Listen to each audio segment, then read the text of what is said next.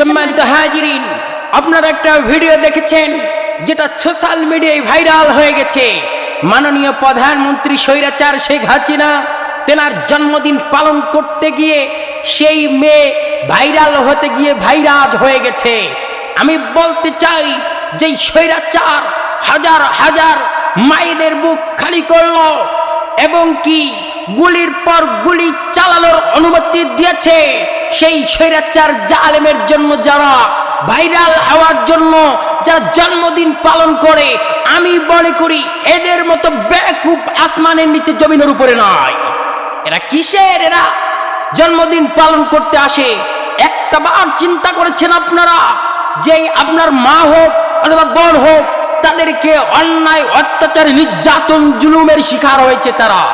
আমার ছাত্র ভাইয়েরা রাজপথে নেমেছে, কত গুলি তাদের উপর দিয়ে বয়ে গেছে, কত রক্তক্ষরণ তাদের উপর দিয়ে বয়ে গেছে এবং কি আমরা দেখেছি যে মায়েদের বুকগুলো খালি হয়ে গেছে, কোলের শিশু পর্যন্ত হত্যা হয়ে গেছে, কোলের শিশুকে পর্যন্ত গুলির আঘাত খেতে হয়েছে।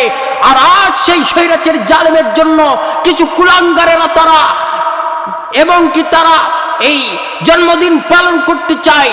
আমি মনে করি এদের জন্মের দোষ আছে, এদের জন্ম পরীক্ষা করতে হবে। আমরা বলতে চাই যে স্বৈরাচার জালেম অনেক মা বোনদের বুক খালি করলো, রক্ত ঝরালো, রক্তের বন্যা বয়ে গেল। এমন কি আমরা দেখেছি নেতাদের পর্যন্ত থুয়ে পালাতে বাধ্য হয়েছে।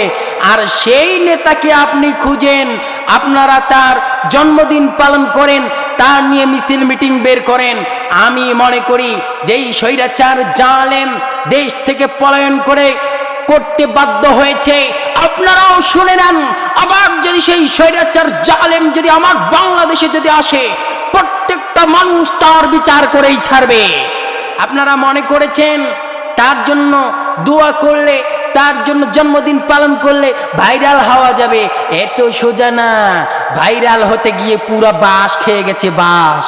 আমি বলতে চাই খবরদার ওই সমস্ত জালেমদের জন্য আপনারা এগিয়ে আসেন না। আমরাও বলতে চাই যে সমস্ত আলেমদেরকে, নিরপরাধ মানুষদেরকে ধরে ধরে কারারুদ্ধ করানো হয়েছিল, এমন কি আমরা দেখেছি নিরপরাধ মানুষদেরকে ফাঁসির মঞ্চে ঝুলানো হয়েছিল। এমন কি আমরা দেখেছি নিরপরাধ মানুষদেরকে ধরে ধরে চার দেওয়ালে বন্দী করানো হয়েছে। আপনারা মনে করেছেন তারা কি অপরাধ করেছে?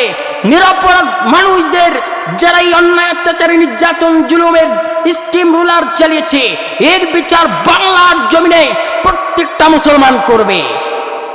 আপনারা মনে করেছেন যে যারা দেশ থেকে পলায়ন করলো, দেশ থেকে চলে গেল, এদের বিচার বাংলার জমিনে হবে না?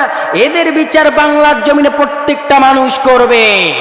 আমি বলতে চাই যেই স্বৈরাচারী জালেমের জন্য আপনারা জন্মদিন উপলক্ষে জন্মদিন পালন করতে চাচ্ছেন, ওই মেয়ের থেকে শিক্ষা গ্রহণ করেন। কখনো কোনোদিন আর আপনারা এই জন্মদিন পালন করা তো দূরের কথা, তার নিয়ে মিছিল মিটিংও যদি বের করেন, আমরাও মাথায় সাদা কাপড়ের কাফন বেঁধে আমরাও তৈরি হয়ে থাকব।